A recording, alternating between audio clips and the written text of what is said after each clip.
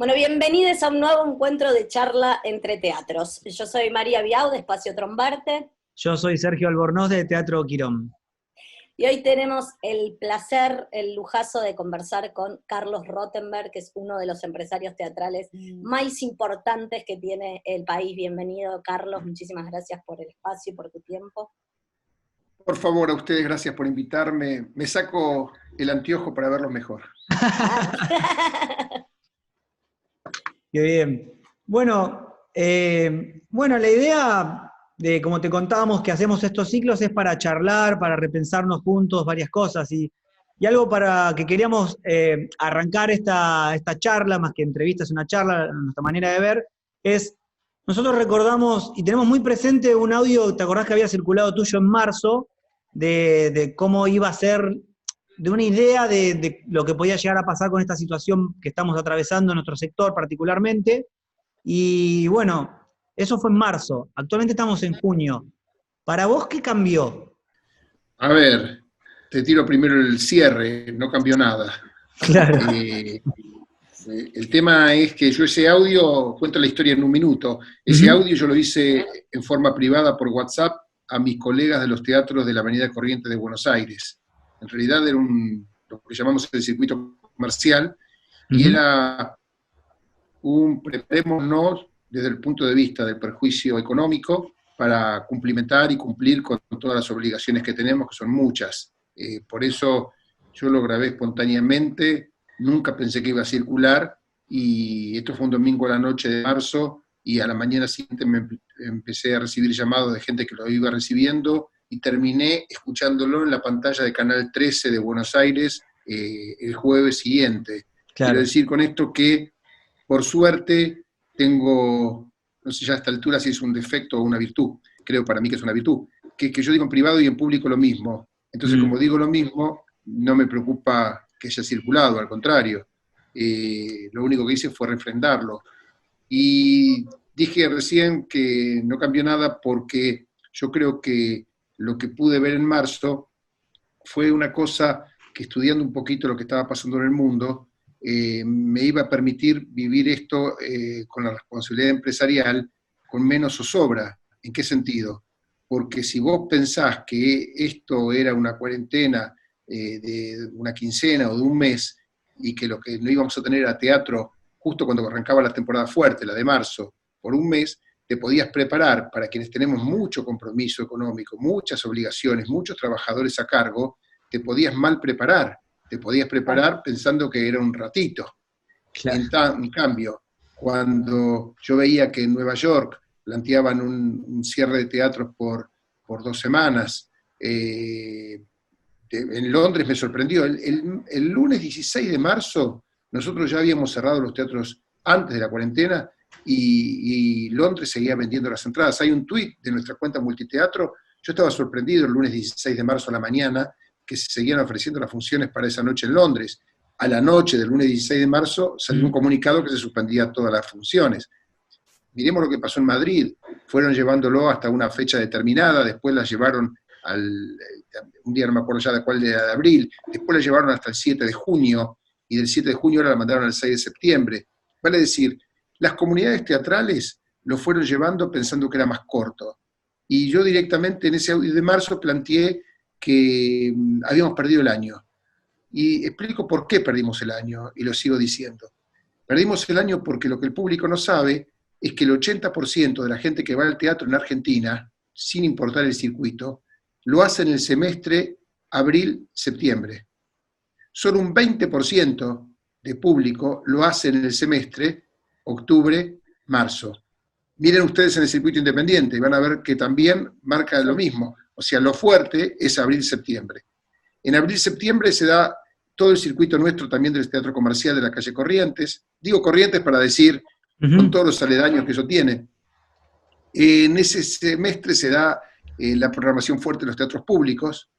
En ese semestre se da todo el teatro independiente y local en las provincias, todas las giras nacionales de las obras que salen de Buenos Aires, y además el epicentro de vacaciones de invierno, donde al público adulto se le suma lo infanto-juvenil. Por lo tanto, cuando vos perdés ese semestre, perdiste el año, Por eso yo en ese audio decía, nosotros podemos aspirar a abrir después de septiembre, en primavera, o eventualmente, refiriéndonos a la campaña Vaya al Teatro, que hace el puesto de tickets frente al obelisco del circuito del teatro comercial, o a lo mejor abrir en octubre con esa campaña, decía en el audio. Porque lo que tenía claro es que desde el punto de vista económico y del perjuicio, era el año. Porque aunque uno pudiese abrir, como lo planteé en marzo, iba a ser, como lo sigo sosteniendo ahora, una especie de precalentamiento de la temporada 2021, una especie de vayamos haciendo ensayos generales de la temporada que viene. Ninguna sala, incluida, insisto, la del circuito independiente, si se pudiese entrar con público y encima restringido y encima con el temor del público en septiembre, zafa el año 2020. Esto tiene que ser claro, porque si no, incluso las autoridades pueden creer que si nosotros abrimos en septiembre, insisto, desde la sala más pequeña hasta la más grande, se puede recuperar el año. El año es irrecuperable, y esto lo saben ustedes claramente también. Traté de alguna manera de explicar aquel audio y dije que no cambió nada, porque lo que en este momento llevamos son 3 meses de aquel audio, y para mi gusto faltan 3 meses más todavía, como dije en aquel momento, para que realmente con el protocolo que autorice Salud Pública para cada estamento, para cada circuito, se pueda volver a imaginar público en las salas. Así que, lamentablemente, me hubiese gustado equivocarme, porque en aquel día, aquella mañana, varios colegas y algunos amigos me decían que yo estaba deprimido o que lo estaba viendo muy pesimistamente. Dije, ojalá. Hay un viejo refrán que yo no lo sé decir bien, que dice algo así como, vos preparate para las malas noticias, porque cuando hay buenas noticias te avisan solas.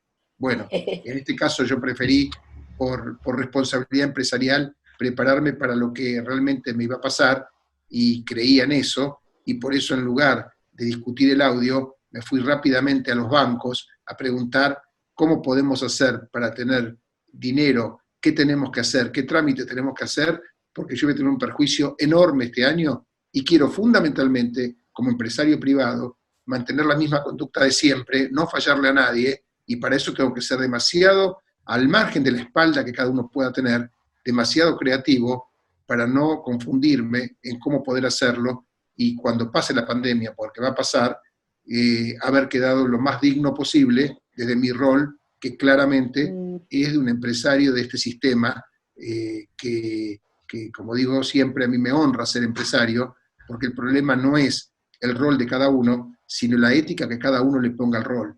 Y en ese sentido, contesté más largo de lo que creía. El origen, digamos, sería el secreto de aquel audio de marzo al que ustedes hacían referencia.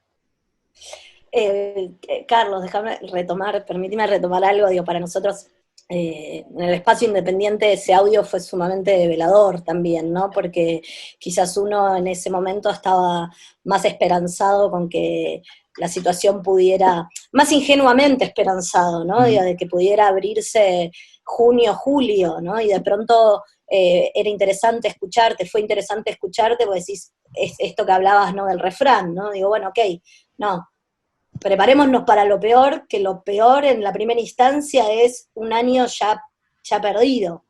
Entonces, sobre eso tratemos de construir, bueno, por supuesto, con las posibilidades que nosotros como espacios independientes tenemos, que también es diferente y son diferentes los costos, también las posibilidades que tenemos. Y en relación a esto, ¿no? Como del audio y vos decías, nada cambió. Yo quería repreguntarte, en función de esta segunda parte, ¿no? Vos decías, nos preparamos para la temporada 2021, por lo menos la temporada de verano, ¿vos la ves posible o hay algo también? Entendemos también que esto de la pandemia es dinámico, ¿no? Digo, no sabemos del todo mucho, no sabemos nada y la cosa va cambiando constantemente. Pero digo, ¿vos lo ves posible o recién post-vacuna o marzo, abril para arrancar esta primera parte del 21? Primero decirte, ratificar algo, cuando vos me decís que el audio, al margen, lo escucharon al menos, insisto que estaba, y es bien claro si uno lo vuelve a escuchar hoy, para quién estaba dirigido, pero sí, a mí en definitiva me da placer, lamentable placer, si ustedes también lo escucharon, aunque sea para tener una voz en ese momento altisonante en relación a lo que se pensaba. Yo tengo un amigo de los pocos que tengo en el grupo de los empresarios de teatro, que me decía, pero esto es un mes, en abril abrimos. Y yo le decía, si vos no querés mancarte en el camino, no lo pienses así porque te vas a equivocar. Además, yo era presidente de la Cámara de ADET, de la Cámara de Teatro y Música, en el 2009 cuando nos tocó gripe A. Entonces, no es solamente el cerrado es cómo abríamos. Yo en ese audio también lo pienso ahora y planteaba que tarda unos 3 meses el público en realmente recuperar la confianza. Eso ya nos pasó, o sea, yo en todo caso hablo por viejo, no por saberlo. Hablo porque hace 45 años convivo en esta relación entre artistas y público. Y yo creo que mi rol, en definitiva, es ser un vehículo entre artistas y público. Yo no soy ni artista ni público en mi juego, digamos, teatral, ¿no? Y entonces, lo que trato es de interpretar de la mejor manera, o por lo menos con la mayor honestidad posible, lo que siento que pasa. Y en ese siento que pasa, yo sí creo que hay verano. Yo creo que hay teatro este año, como dije en ese audio. O sea, yo creo que va a haber teatro. Teatro con limitaciones en muchos aspectos. No va a ser lo mismo, porque justamente una de las cosas que en las mayores crisis argentinas aprendí del teatro es que el teatro es un lugar, y lo dije siempre esto, para amucharse. Y acá justamente estamos intentando que la gente no se amuche. O sea, parece un juego de palabras, pero no lo es. El teatro siempre fue un lugar de resistencia. El teatro fue, y lo vivimos quienes pudimos disponer, como en el 81, ustedes no habían nacido, pero en el 81, bueno, Sí. uno se deschavó solo. En el 81 decía, pero seguro no estuviste en teatro abierto, y viendo porque eras muy chiquito, lo que si había nacido, lo que tenía que ver con amucharse resistiendo la dictadura. Vale decir con esto, el tema de los protocolos, el de ustedes, el nuestro, el de cualquier, justamente habla de lo contrario. Y permítanme una cosa, yo no sé cuándo alguien va a ver esto que estamos grabando, pero nosotros sí sabemos que hoy es día 11, me parece, ¿no? 11 de junio del 2020. Y entonces lo voy a poner en tiempo presente, aunque alguien lo pueda ver dentro de meses. Hoy a mí me preocupa más, para ejemplificar lo que nos pasa con respecto a las funciones, la salud de Agustín Alesso que las funciones. ¿Por qué digo esto? Porque yo nunca participé de la dicotomía entre salud y economía. O sea, siempre tuve claro que la salud iba primero. Agustín es un emblema, ¿no es cierto?, para toda la comunidad teatral. A sus casi 85 años hoy, sabemos que está internado con COVID-19, y hace unos días incluso, estando bajo la precaución, llamémosle así, de tener una respiración asistida.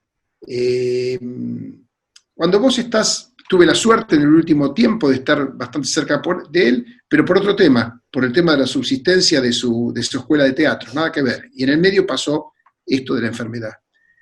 Y digo esto porque yo creo que mucha gente, cuando no tiene contacto con este virus, hay un viejo refrán que dice, ojo que no ve, corazón que no siente, ¿no? Me parece que uno termina confundiendo las prioridades. Y en ese sentido, si algo me faltaba para convencerme de la responsabilidad de este tema del COVID-19, fue la caída a la internación de Agustín. Porque Agustín, de alguna manera, nos puede representar a todos, a todo el circuito, tanto del teatro público, del teatro independiente, como del teatro comercial, porque participó en su vida de todos, más la docencia teatral durante décadas con su escuela. Entonces, digo esto porque yo tengo un eslogan en mi casa muy claro. Yo quiero abrir los teatros, pero lo que no quiero es ser el dueño de un geriátrico. ¿Por qué digo esto? Porque nosotros podemos ver en los medios como algunos asusan el tema del regreso, y después, cuando aparece, por ejemplo, lo que en el mundo surgió, que tuvo que ver con infecciones más masivas en un geriátrico, esas mismas personas que propician abrir son los mismos que mandan las cámaras a matar al que abrió, en este caso, al matar a quien legalmente había hecho las cosas bien, porque no es que estaban todos los geriátricos del mundo sin habilitación. Sin embargo, la carne viva de la noticia es matemos a los que están ahí.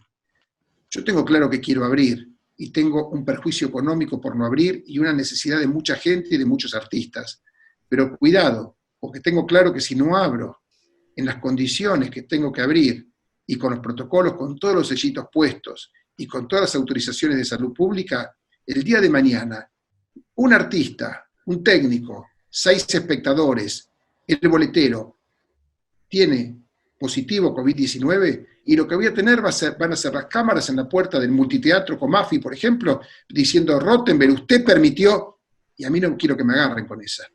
Por eso digo que en esto hay que tener un delicado equilibrio, y esto lo recomiendo a todos, como dije antes, por viejo. Todos queremos abrir, pero seamos muy prudentes de cómo. O sea, a mí no me gustaría que en ninguna sala del país, y en ningún teatro independiente, y en ningún altillo de cualquier provincia o territorio nacional, digamos, por algún tema que seguramente no va a ser por mala praxis del lugar, o de los artistas, o de los técnicos que tomen ese lugar, sea utilizado para decir que los teatros son focos de infección. Yo lo que tengo claro es que quiero estar muy seguro que cuando nosotros abramos, todos, los independientes, los públicos, es más, yo hablé con Tellerman el otro día, como responsable de los teatros de la Ciudad de Buenos Aires, diciendo, el día que abrimos todos. No nos hagan como pasó en marzo, que ustedes cerraban y nosotros teníamos abiertos. O sea, nosotros éramos los que estábamos autorizados a trabajar, yo cerré junto con vos, porque no me van a enganchar con el tema de, mirá los empresarios angurrientos, tienen abierto y propagan el virus, y los teatros públicos tienen cerrado. Abrimos todos juntos, o cerramos todos juntos. Porque, por eso estoy marcando este delicado equilibrio que puede parecer contradictorio, pero en mí no lo es. Es un delicado equilibrio entre lo que necesitamos y queremos, y lo que del otro lado vislumbro que hay. Entonces no quiero que me pase lo que no le tiene que pasar tampoco a un gobierno, que es apurarlo en algo para después, al apurarlo, hacerlo cargo de eso que hicieron apurar. Claro. No sé si más o menos está claro. Yo creo que se va a poder abrir, y creo que tenemos que tener todos, ustedes, nosotros y toda la gente, todos los teatristas, el máximo cuidado de saber que no somos imprudentes, que realmente lo estamos haciendo bajo un protocolo, y sí nuestra responsabilidad es hacerlo cumplir. Porque si después no nos ponemos seriamente a hacer cumplir eso, ahí sí podemos haber metido la pata, y estamos hablando de una pata que se refiere a la salud, no se refiere a un tema de cuánto me gustó la obra de teatro que dimos, o qué bien o qué mal estuvo aquel que la hizo. Sí, tal cual. Sí, no, es súper claro lo que decís.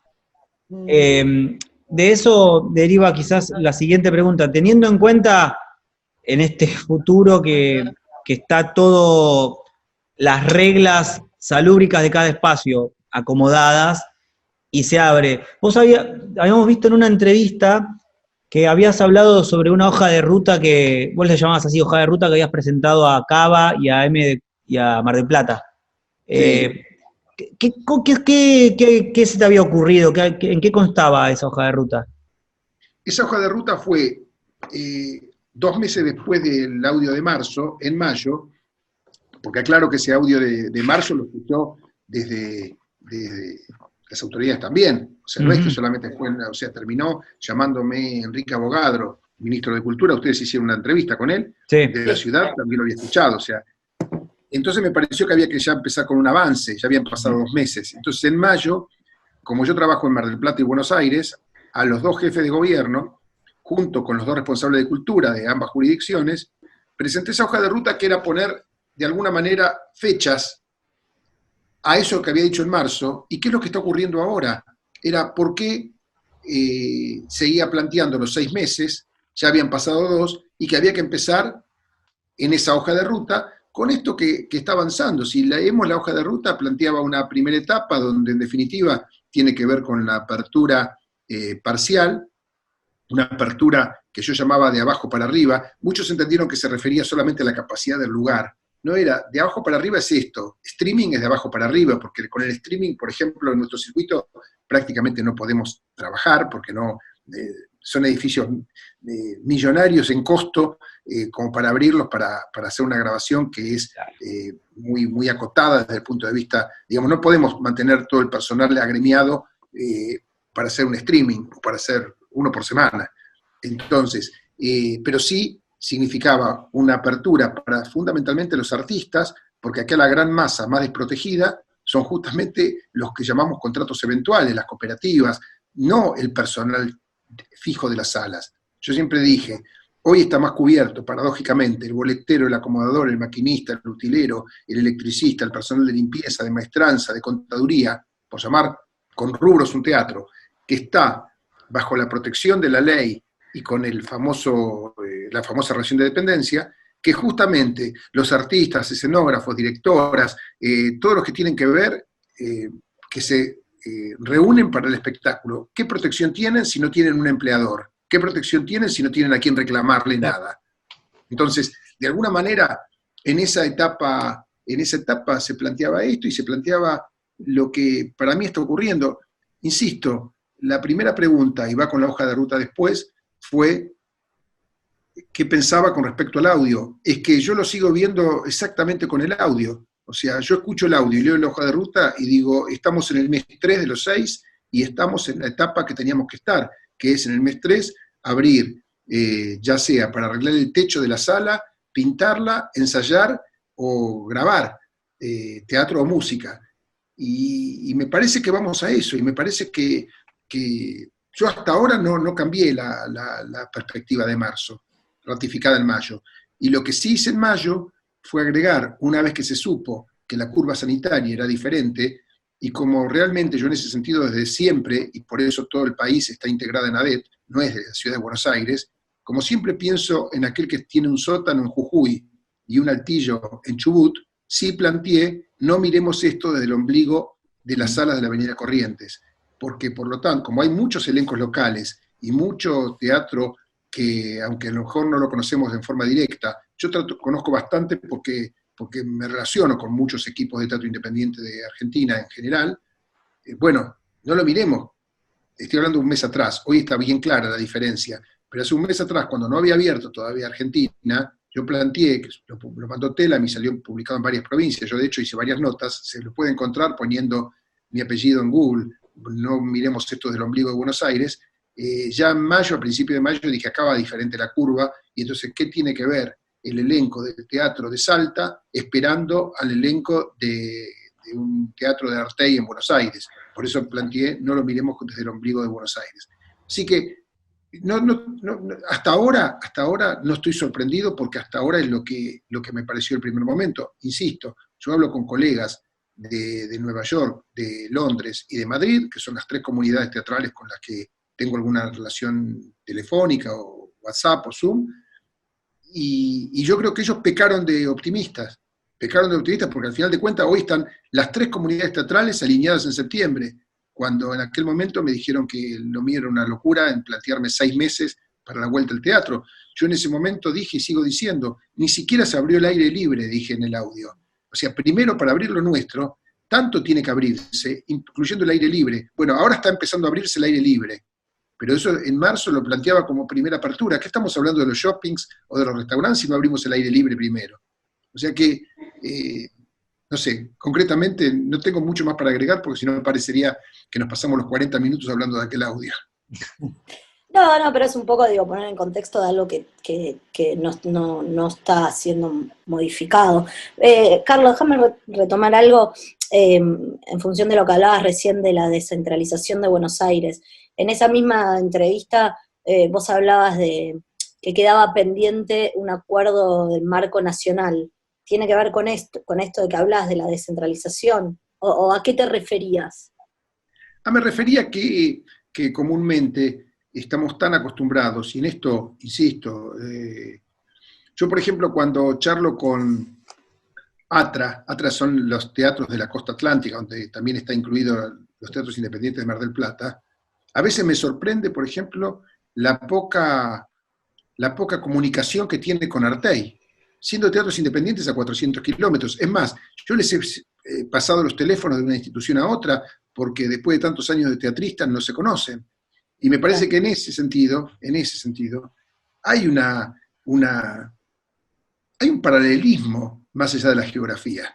O sea, primero desde la vocación, después de las mismas vicisitudes, en entender que el teatro independiente, yo estoy convencido que la frase trabajar por amor al arte, que es un eslogan, yo nací, mis viejos no tenían guita para ir al teatro de la Avenida Corrientes para llevarme a mí y a mi hermana. Entonces, nos llevaban al teatro independiente. Nací conociendo ese problema antes de ser empresario. A mí me tocó ser empresario de la actividad comercial, pero como espectador, en los últimos años con el nacimiento de 2 bebés, prácticamente no estoy saliendo de noche, pero antes, mi gran placer siendo empresario del circuito comercial siempre fue ir al teatro independiente. Entonces, es un tema de llevarlo con uno, no es, digamos, no me cuesta pensar en el teatro independiente, lo tengo muy arraigado. Mi viejo escribía obritas para el teatro independiente cuando llegó de Polonia hace 70 años. Entonces, de alguna manera, yo siento que hay como una falta de comunicación entre los teatros. A mí me encantaría que haya así como ADET es nacional, me encantaría, y esto soy de metido que lo digo, que haya una entidad de los teatros independientes argentinos, porque me parece que está bueno cuando uno piensa desde Buenos Aires y desde mi sillón de la Avenida Corrientes en qué le pasa a mi colega del teatro comercial de Neuquén, y poder reunirnos 2 veces por año con todos los que integramos la mesa de ADET, donde por supuesto también está, por ejemplo, el tesorero de ADET. La gente no sabe que es el empresario de Bahía Blanca, no es de acá. Entonces, cuando vos estás en comunicación y sabés que aparece un problema de teatro en Bahía Blanca, vamos a Bahía Blanca físicamente a discutir con las autoridades por un problema, los que somos de Buenos Aires. Y de la misma manera viene una señora de Necochea a discutir a Buenos Aires vicisitudes de la actividad de Buenos Aires. Quiero decir, a mí me parece que en ese sentido no conocí en tantos años una entidad que nuclea todo el teatro independiente nacional. ¿Qué me cambia a mí? Nada. Creo que sí le puede cambiar mucho al intercambio artístico, cultural, de datos, si pudiesen existir. Pensemos que hace más de 101 años existe una cámara de empresarios de teatro y música, ¿no? Me refiero a ADET. Y pensar que en la propia ciudad de Buenos Aires existe Artey y existe Escena, y no sé si habrá alguna más. Y a mí me parece un error desde afuera. La vieja frase, como decía, la unión hace la fuerza, yo creo en eso. No estoy planteando unir el teatro comercial con el público y el independiente, pero cada uno de los estamentos juntos, a mí me parece que tienen más fuerza. Y lo ejemplifico en lo que permanentemente hice en aquellos 10 años. Yo asumí como presidente de ADET hace 16 años y decidí correrme porque venía el nacimiento de los chicos hace 6, en la búsqueda de los chicos todavía. Y en esos 10 años lo que más hice, además de unir la gente del interior, fue tirar los lazos entre Artey y ADET, porque yo soy de los que creen que es antiguo y quedó demostrado por la gente que ha cruzado la línea. Yo soy de la época donde para la gente de ADET, cuando yo entré a la institución hace 45 años atrás, se llamaba APTA, Asociación Promotores Teatrales Argentinos. Odiaban al teatro independiente, y los del teatro independiente mataban si alguien charlaba, aunque sea con un teatro comercial. Siempre dije, hace 45 años, para ser empresario del circuito comercial tenés que cumplir 3 requisitos: ser gordo, pelado y fumar habano. Y yo siempre dije, yo no soy de ellos porque yo soy gordo y pelado, pero nunca fumé.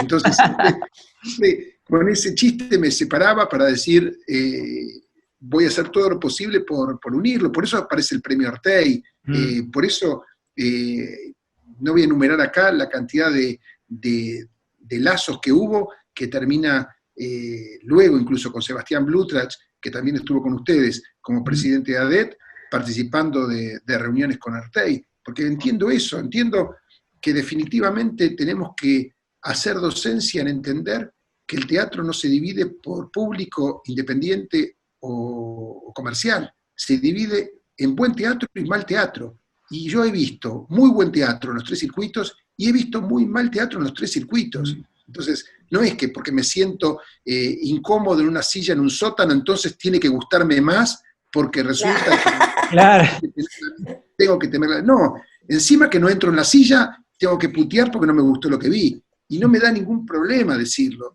Y cada vez que hubo que aplaudir maravillas de los 3 circuitos también, porque si no es muy, no sé, así lo entiendo desde siempre. Sí, si no se vuelve muy ingrato, ¿no? Todo, digamos, me parece que... Además, no es cierto, pasa a no ser cierto, si no pasamos a ser dogmáticos en lugar de artistas. Totalmente, Claro. sí. Y yo no soy artista, pero sí soy espectador. Y como espectador, me importa un bledo dónde estoy viendo lo que es bueno. Y en ese sentido, doy fe que a los empresarios del circuito comercial no te bajaban a un sótano a ver un espectáculo independiente hace 50 años, porque además publicaban que era competencia desleal, no sé qué inventos. Competencia. Y reitero, y cuando alguno del circuito independiente llegaba a cruzar la línea, pero era un traidor. Era un traidor. Un traidor. Sí, la grieta. Se escuchaba eso, sí, me lo han contado Este mismo varias diálogo veces. no tendría que existir con ese criterio. Claro, O sea, tal cual. Ustedes mismos, ¿qué están haciendo ustedes charlando conmigo si yo soy del otro circuito? Así era, era así. Sí, a mí me lo han contado. Es que no tiene también. sentido pensarlo así lo que pasa, porque, mirá, justo de esto me viene una pregunta que te queríamos hacer, porque no tiene sentido porque hay algo de estas idas y vueltas, de charlas, que generan pensamiento más allá de la incertidumbre que genera la pandemia. Y algo que sí nos interesaría por ahí saber, porque viste que se habla mucho de los protocolos, ponele, con el público, cuando abran las salas. Pero también hay que pensar que nosotros no trabajamos con objetos, sino trabajamos con otras personas que se suben al escenario. Entonces, hipotéticamente, sacándote del circuito comercial y si vos tuvieses un espacio independiente, ¿cuáles son tus estrategias que te pensarías en reabrir un espacio para traer un elenco? Digo. Yo creo que, volviendo al tema de la salud que hablamos antes, yo lo que planteé en las charlas que hubo tantas, ¿no?, para ese protocolo, fíjense que no es casual que el protocolo pedimos validarlo con la Fundación Huésped, porque claro, no queríamos un protocolo de empresarios, queríamos ir a gente que le tenemos mucho respeto, como la familia Kahn, dentro de la especialidad, para que avalen ese protocolo. O sea, queríamos realmente que sea conciencia, porque insisto lo que dije antes con respecto al tema del respeto por el virus, ¿no? El mal respeto por el virus, porque uno querría que no exista, claro, pero existe. Yo creo que este año vamos a tener que hacer espectáculos, vale para los 2 circuitos, espectáculos que reúnan. Hay obras que no se van a poder hacer este año. O sea, es concreto. Nosotros, yo el otro día daba un ejemplo, ¿no? Una obra muy exitosa, Art. Art se puede hacer, porque son 3 actores, cumple el distanciamiento social y se puede, salvo en una escena que se puede camuflar de otra manera, se puede hacer perfectamente y no se viola ninguna norma. Pero no se puede hacer Kinky Boots, lo que estaba haciendo Martín Bossi. Y por un momento no se va a poder hacer. O sea, y lo mismo va a pasar. Yo he visto en todos los circuitos espectáculos que cumplen la norma, y algunos, incluso lo que se plantea ahí, es que si de casualidad llegan a ser convivientes las personas que lo hacen, ahí sí pueden acercarse. Incluso en el protocolo que estamos presentando justamente hoy, que anoche en realidad, dice que si es una escena realmente muy pasajera se podría hacerlo incluso sin una máscara, en otros casos con una máscara, en caso de que sea necesario que se junten. O sea, también hay que ver de qué escenas estamos hablando. O sea, no hay duda que limita artísticamente. Por eso dije antes que la antiesencia, o sea, la esencia es la libertad creativa. Bueno, con el virus, libertad creativa al 100% no hay. Pero es lo que tenemos. O pensarnos creativamente dentro de ese marco, encontrarle la vuelta. Seguramente el año que viene exista la vacuna, tardará más en llegar, porque hasta que nos apliquen la vacuna nosotros, saben cuántos países antes la van a tener, pero no importa, la vamos a tener en un momento. Bueno, mientras tanto, se agregó a todas las vicisitudes que tuvo el mundo en su historia, y la verdad, banquémoslo, no tenemos otra, o sea, porque yo en eso me quedo con aquello del virus invisible que dijo, el enemigo invisible, perdón, que dijo el presidente el primer día, lo tenemos, amiguémonos con la enfermedad, y la mejor manera de amigarnos con la enfermedad es decir, bueno, esta obra que me gustaría, con esta apuesta, no la podemos hacer ahora, esta queda pendiente, como tantas cosas quedan pendientes para más adelante en la vida de todos. Bueno, no va a pasar nada si esa queda pendiente. Rescatemos todo lo que se va a poder hacer, que es mucho. Y con eso abramos las salas cumpliendo con lo sanitario. En esta entrevista que habíamos visto, que vos hiciste en un Nova en Movimiento en mayo, hace un mes, que era una entrevista, era un encuentro donde había varios colegas de distintos lugares. Y te preguntaban te habían preguntado en relación a la OSA, en relación a un teatro en Junín, no se había abierto varias preguntas, que vos decías algo que me resultaba muy interesante y me había quedado dando vueltas, ¿no? Que a veces esto de las paradojas que aparecen, donde la matemática no responde, sino que la política tiene que responder. Entonces me preguntaba, ¿cuál para vos es esa respuesta política que tiene que haber? Yo durante toda mi vida dije lo mismo. La respuesta política pasa por lo que tiene que ver desde ya con el teatro público, porque es una responsabilidad la permanencia y el crecimiento del teatro público es una obligación del Estado. Siempre lo tomé así. Dije antes que cuando mis viejos desde el barrio Matadero no tenían guita para llevarnos al teatro comercial, porque ya era caro, como sigue siendo caro hoy para mucha gente, nos llevaban al Teatro San Martín, que se había abierto, el municipal, donde veíamos grandes espectáculos y fundamentalmente con un precio de entrada más accesible que la entrada al cine incluso. Después siempre sostuve que el circuito independiente, antes hablé de aquello de por amor al arte, ¿no? Siempre sostuve que el circuito independiente necesita de todas maneras subsidios. Yo participé de la ley aquella del teatro en el Congreso, estoy hablando hace, no sé, ¿cuántos? La gente de Artey lo sabe, 30 y pico de años. Liliana Weimer puede contarla como presidente de Artey, que yo ya iba a esas reuniones, siempre sosteniendo lo mismo, que había que defender el teatro independiente. Y en eso tiene que estar presente. Y siempre dije también que no puede estar presente en el circuito comercial. Definitivamente. Rechacé permanentemente, incluso en esta pandemia. En esta pandemia yo reiteré públicamente mis dos conceptos de siempre. Uno que es que el riesgo es la justificación moral del empresario. Lo digo claramente para que se entienda. El riesgo es la justificación moral del empresario. Y el otro es que no puedo ser capitalista en el éxito y convertirme socialista en el fracaso, porque si no estaría haciendo lo que tanto recrimino de muchos. Entonces, con estas dos premisas, acomodo mejor mi cabeza y mi empresa, porque tengo que estar preparado. Sería, digamos, como digo siempre, si 45 años trabajé en lo mismo y no estoy preparado para 6 meses de pandemia, tengo dos caminos. O soy muy mal administrador, o realmente no quiero desprenderme de un activo para poder cumplir con las obligaciones que empiezan, ante todo, con los salarios. Nosotros tenemos en un año, que es lo que en definitiva entre abierto y cerrado nos va a llevar desde lo económico como empresa, 890 sueldos que pagar en ese año. Entonces yo tengo que prepararme, por eso hablé del audio de marzo, porque tengo que prepararme cuando dije voy al banco, hablando de 890, no voy a ver cómo soluciono el problema de este mes, porque si no me voy a mancar el mes que viene.